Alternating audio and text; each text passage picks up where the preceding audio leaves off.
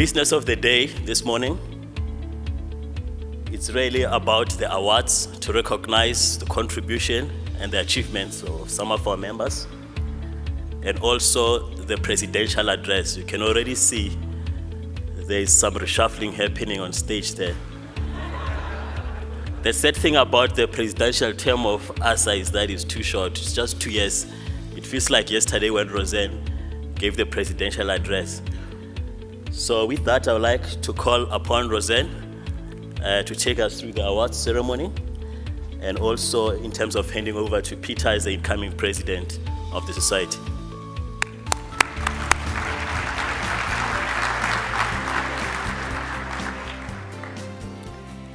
Good morning. Thanks, Ranti.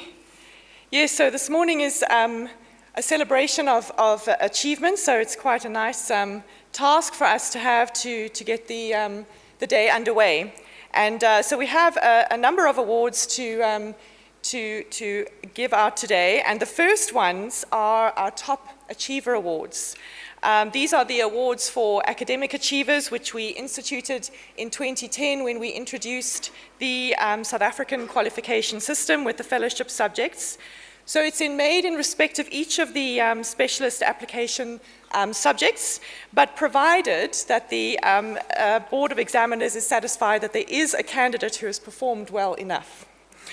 So I'm now going to announce the winners for 2017, and this, of course, is based on their performance in the 2016 exams. So there is a sort of 1 year lag in terms of the awarding of the awards. So what I'm going to do is announce the awards per subject, and so if you can just hold your applause until the end, and I think that some of the recipients are in the audience, so please do then come forward as I read your names. So the first one is F201 for Health and Care, and that recipient is Yashtil Moodley. And then for F202 Life Assurance, the recipient is Ashraf Mula. For F203, the short-term insurance subject, the recipient is Aliska van Niekerk. And for F204, it's Maria Goosen, which is the pensions and other benefits subject. For F205, it's Ziad Bobat. And finally, for F206, Ernest Lowe. So congratulations to all of those recipients. Anyone here?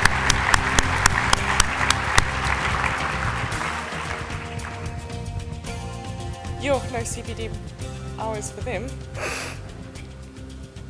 Okay, well that does save us a little bit of time.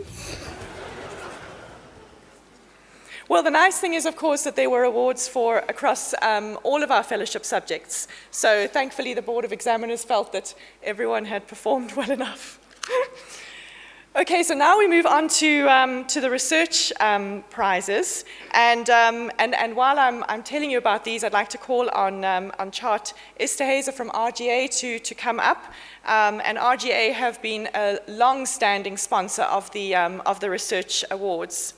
So earlier this year, the research committee, they are the ones who are responsible for adjudicating the various research prizes that we offer at the Actuarial Society, and they announced the winners of the prize for the Best Honours Project at a South African university in 2016, so I'm just going to make mention of that today. That prize was awarded to Ashton Miller and Jared Nesbitt from Wits University, and their paper was entitled A Strategy-Based Investigation into South African Interest-Bearing Variable Term Unit Trust Performances for the period November 2001 to March 2016.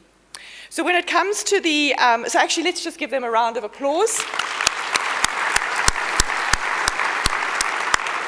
When it comes to the convention prizes, at this year's convention we actually have very few research papers that were submitted for award purposes. Usually we have prizes from both RGA and Swiss Re, who have both been long-standing supporters of research in the profession. But for this year's convention, the research committee announced that they were just going to award the prize for the best published research in 2016, which is the award that K.I.T is going to give today. And this is being awarded to Conrad Bears and his co-authors, Joel Dabrowski and Peter de Villiers, for their paper, Systemic Banking Crisis Early Warning Systems Using Dynamic Bayesian Networks Addresses... I'm not going to go on to the citation as part of the title, but there seem to be these lengthy titles. So while I'm reading to you about this paper, I'd like to call on Peter to come forward. I believe he is here. So this paper addresses the challenging question that many in the banking industry have been grappling with. They propose a dynamic Bayesian network methodology for use as an early warning system for a pending banking crisis, and they found that this method provided the means to model system dynamics and could be used to calculate the probability of an impending crisis. So very important work indeed. And the committee found that this proposed solution was both innovative and valuable to the practicing actuary in the banking area, where hopefully we will continue to lead the world. So thank you so much for the work you've done.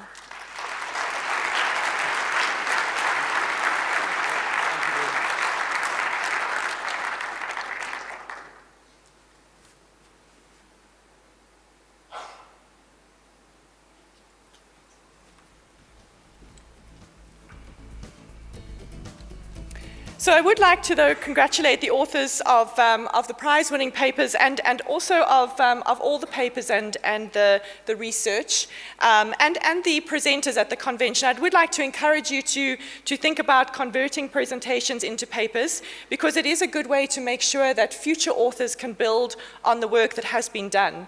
And I'd also like to acknowledge Mike McDougall and the work that he's done in getting the SA Actuary underway. As you've seen in your packs, you have got that third issue already, and I think that's another way for us to promote research in the profession. So I hope that at next year's convention we'll have many more prizes to award.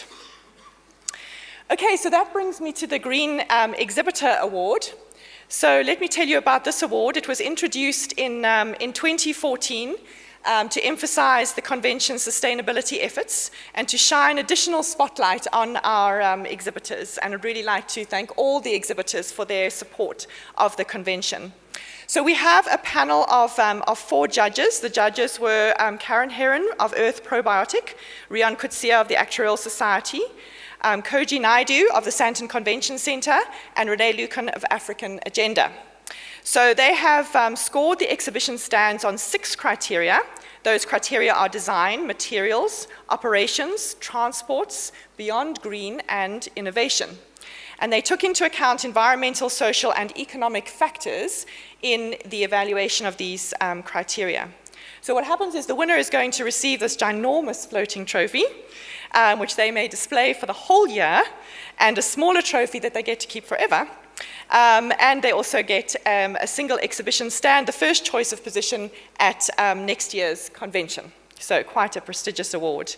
So the judges have noted here that they were very impressed by the efforts made by many of the exhibitors, and they wanted me to highlight just a few of the actions that really did impress them. The first was that a number of stands impressed with the use of public transport and carpooling, so a lesson for us all. They noted that SA3 provided indigenous plants that were sourced locally, that Munich Re brought the wow factor through their simplicity, and that most of the stands made use of the reusable tension fabric. But the real competition for the award came down to 2 stands, and that was between Swiss Re and Munich Re. Can you feel the tension building here? Swiss Re impressed the judges with their CSI project. Their stand was themed around providing positive messages to the community to reduce their carbon footprint. Munich Re used the convention combined with their outreach program taking place tomorrow, and all of their jelly beans will be given to the children at the home that they are improving. So, the winner of the Green Exhibitor Award for 2017 is Munich Re.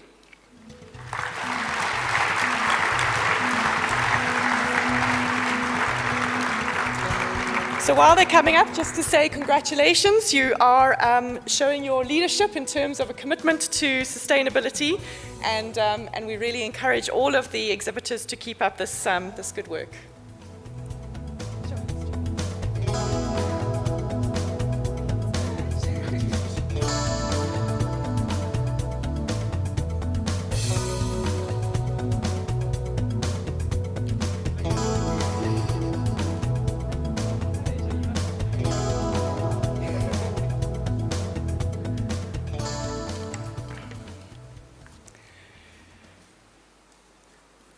Okay, so the next award that I'm moving on to is the President's Award. So the President's Award was first made in 1992, and it was aimed at encouraging particularly younger members to produce papers for discussion at the meetings of the Society.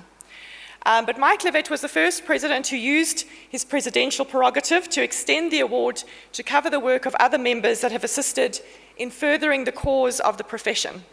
And since we have now introduced prizes for papers, such as the ones sponsored by Swiss Re and RGA, as we've awarded this morning, the focus of this award has been on recognizing excellent service to the profession.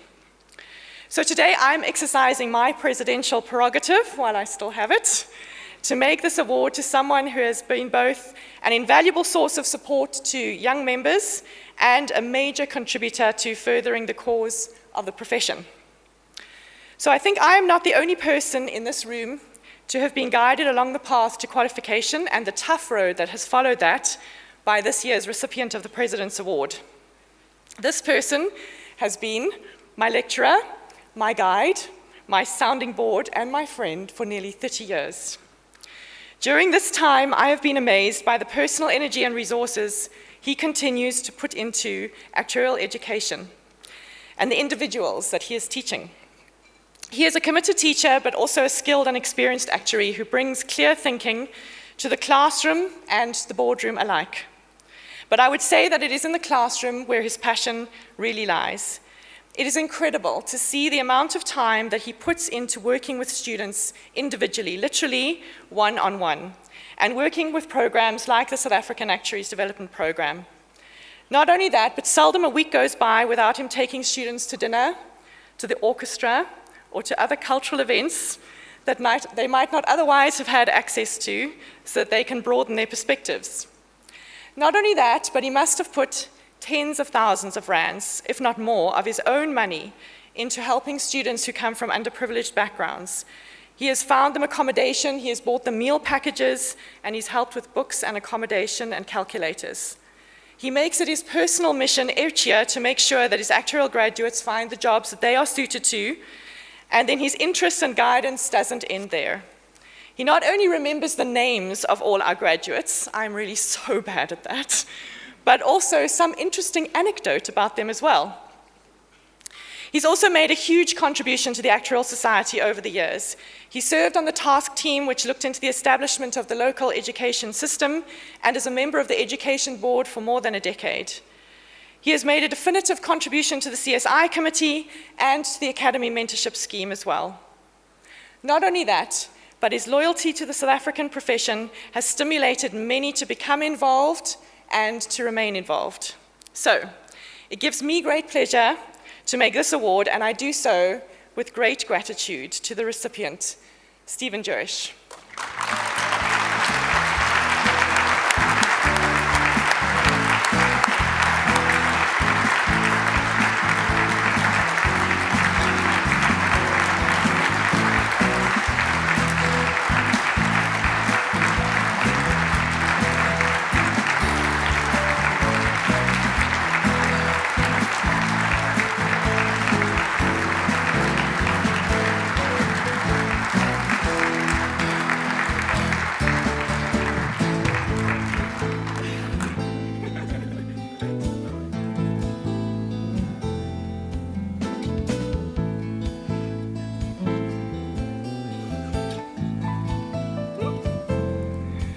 Thank you, Stephen. Now, there's still one more. The Murray Medal. The Murray Medal is the most prestigious honor that the Actuarial Society can bestow on one of its members. Consideration of making this award takes place annually, and although the award does not have to be made on an annual basis, the main reason for making the award is outstanding service to the actuarial profession. So there is a panel comprising of council and a group of past presidents and previous recipients of the award that must unanimously agree to make this award. And this year it was a unanimous agreement. The motivation is the recipient's contribution within the Actuarial Society in general, but in this case usually behind the scenes as a member or chair of various Actuarial Society structures. And this is with specific reference to his contribution in respect of professionalism and professionalism education within the society. I'm going to give you a little summary of the kind of things that he has been doing, but if I was to read all of the achievements and contributions made by this recipient, I think I would use up the whole morning. So first of all, as a co-presenter of the professionalism course for recently qualified actuaries at the time, he developed the Actuarial Society's course, which was originally a one-day event and then turned into the two-day residential event that many of you will have participated in. Feedback from attendees as well as external reviewers from the Institute and faculty has been so positive that it's been a contributing factor with the education system in terms of facilitating our mutual recognition agreements with other actuarial bodies. And then during the period when complaints by members were considered on ad hoc committees, he worked on the investigating committee and considered complaints against fellow members, and subsequently was part of the process in terms of setting up a more formal tribunal structure. Under the current system, he's investigated several complaints as investigator appointed by the disciplinary committee, and this is an important part of making sure that our professional promise has credibility. He has presented some 15 papers on professionalism and professionalism education at both local and international events, including a dramatized version of court proceedings at a previous convention. And one of his papers has also won the RGA Prize. He's played a major part in shaping the Society's first guidance on damages and expert witnesses, and 2 of his papers on damages were published in the South African Actuarial Journal, bringing his total contributions to the journal to 8 and counting.